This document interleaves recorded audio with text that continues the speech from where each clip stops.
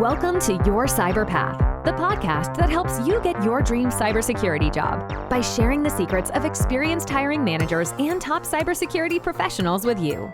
Now, on to the show. So I'm going to put my hiring manager hat on right now, and I'm going to say, Jason, thanks so much for spending some time with me. I really enjoy the opportunity to get to know you better and learn a little bit more about your capabilities. I want to ask you a question in the area of availability. So could you tell me what's the difference between redundant components, ready spares, or maybe having a warranty in place for a device that might fail? I mean, can you explain to me how those different options work?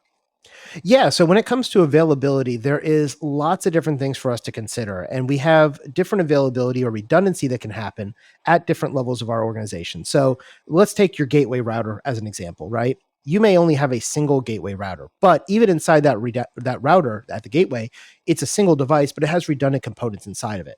Any gateway router is normally going to have dual power supplies. So if one power supply dies, the other one can still carry the load while you can then go and replace the power supply that's down.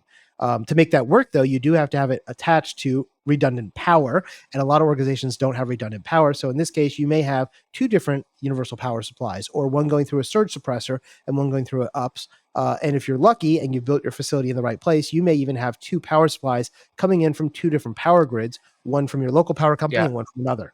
I'm sorry, you said something I don't know what it is. What's an UPS? An UPS is a uninterruptible power supply. So it's right. Okay. Sorry. Yeah. Keep going. Yeah. So we talk about redundant components and we talk about redundant power specifically. You'd have two different power supplies in this single router. And then that would connect to two different power sources, whether it's a battery backup, a generator, a surge suppressor, whatever it is. In addition to that, you're going to have multiple other redundant components, such as multiple network interface cards. So you have two connections. And so if one dies, you have the other one that can still hold the load.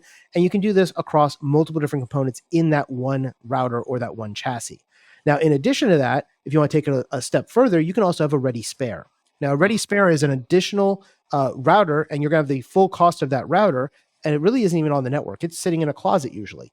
And this means that when this router dies in your rack, you don't have to wait for another one to be shipped in from Amazon or Google or whoever it is that you're sending it to you. You can just go to the closet, grab it, put it into the rack, load the configurations, and turn it back on so we can get up and running a lot faster.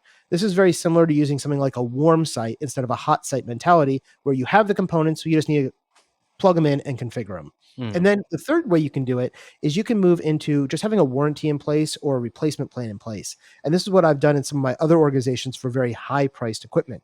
Essentially, this all goes back to your business impact analysis and what is your downtime that you can experience as an allowable downtime. If you have an allowable downtime of 4 hours, you can have a warranty in place with your manufacturer that says within 4 hours, they're going to fly you out a new router and a technician to install it, or it may be a 2-day thing, or it may be a 7-day thing. It just depends on what your organization needs in terms of your availability based on your business case. And as you move from redundant devices to redundant components to ready spares to having a warranty in place, you do have a difference in cost on this. And so it all does depend on your budget and what you're willing to spend towards it.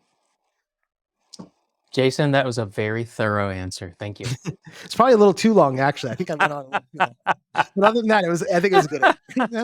It was very thorough. Yeah, thorough. Thorough means long. Yes.